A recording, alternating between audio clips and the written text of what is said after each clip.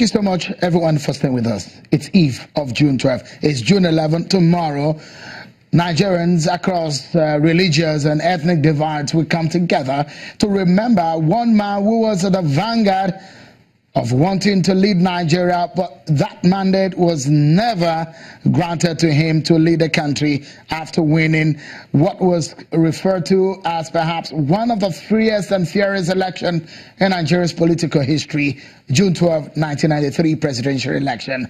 That person is late Chief MKO Abiola, who is now going to be honored with perhaps the highest national honor in the land, GCFR. There's been a lot of controversy, debate on the reasons for that honor, considering that that honor is reserved for those the head of state and president of Nigeria. Well, tonight we've been talking with Rinsola Abiola, one of the daughters of the late Chief MKO Abiola, on a very emotional day like this when they're remembering their father and the struggles for Nigeria's democracy. Thank you so much, Rinsola, for your time. There have been a lot of conversations around those who stood by the struggle and those, some of those who chickened out, or perhaps some of those who betrayed the trust of the struggle. You've heard some of these stories.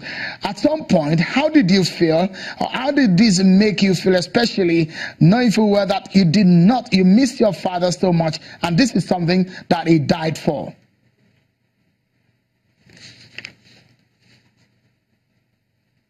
Well, the only thing I can say is people will always be people. And,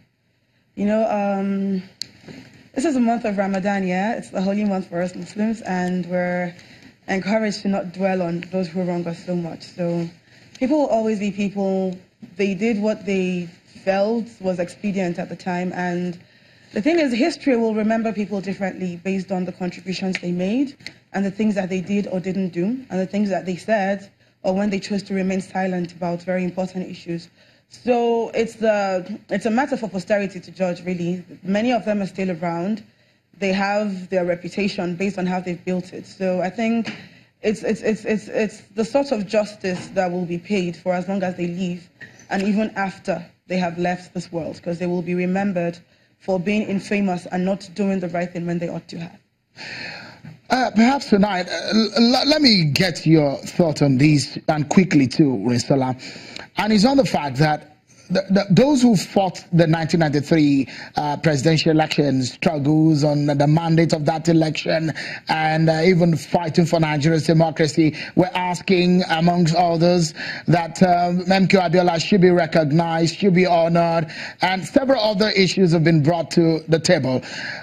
For your family and for you, what are the things that this government has not done, perhaps, that you will have loved that they put on the table or they will address urgently?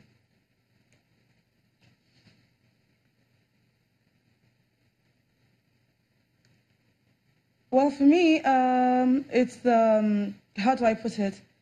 There have been efforts made in certain areas. I'm personally very passionate about youth inclusion. The one thing that I would say has not been so excellent would have to be gender parity in governance, and I wish that the Buhari-led administration would fix that. And so far, issues like unemployment, we have the NPower, the social investment programs. There are quite a number of initiatives targeted at turning things around. However, I'm also passionate about healthcare, and if you read my dad's declaration speech, that was something he also mentioned. So as much as possible, I'm hoping for healthcare reforms that will yield quick results. We're having a lot of our doctors leaving the country.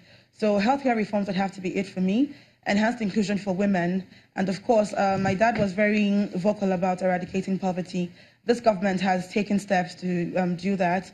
As I mentioned earlier, the social investment programs are targeted towards... All right, Rinsola, because let me quickly take this 30 seconds to get your view. Would you like any prosecution or investigation into the death of your father and the wife of late MKO Abiola in some of this struggle? Would you be requesting that from the government?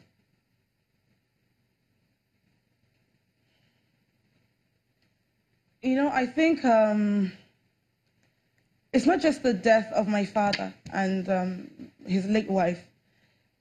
A lot of people died during those dark days. A lot of people died. There were lots of unsung heroes of our democracy. And if we're looking at justice, I think definitely that would be part of it.